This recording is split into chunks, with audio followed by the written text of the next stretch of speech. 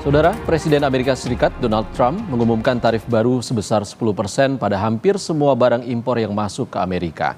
Di samping itu, Trump memberlakukan tarif timbal balik terhadap sejumlah negara, termasuk Indonesia.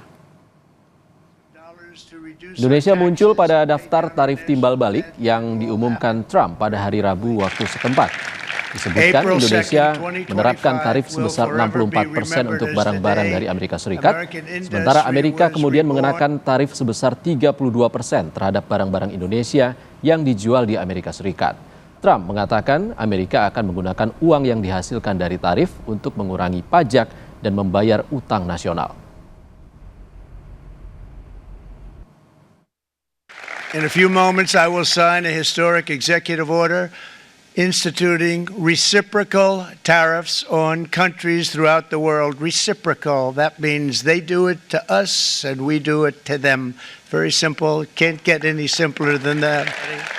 We will supercharge our domestic industrial base. We will pry open foreign markets and break down foreign trade barriers.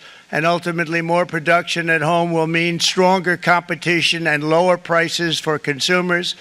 This will be indeed the golden age of America. It's coming back. We're going to come back very strongly.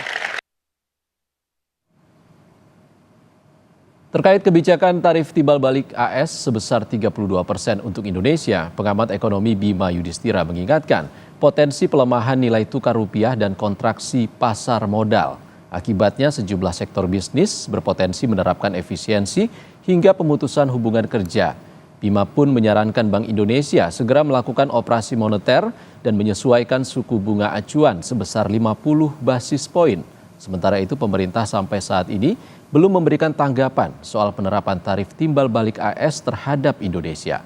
Melalui pesan kepada para wartawan, Kemenko Perekonomian mengatakan masih memerlukan pembahasan secara komprehensif di tataran masing-masing kementerian dan lembaga. Oleh karena itu, efek yang harus diantisipasi tentunya adalah pelemahan nilai tukar rupiah. Ini terus berlanjut, pelemahan nilai tukar rupiah, dan butuh segera intervensi dari Bank Indonesia untuk melakukan operasi moneter dan juga melindungi sektor-sektor usaha yang terdampak itu dengan melakukan penyesuaian suku bunga sebesar 50 basis poin. Sehingga suku bunga kredit untuk usaha yang terdampak itu bisa direlaksasi.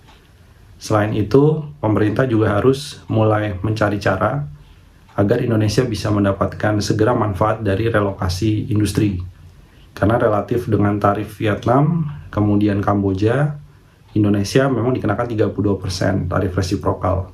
Tapi dibanding negara-negara lain, ada selisih tarif yang membuat Indonesia masih menarik.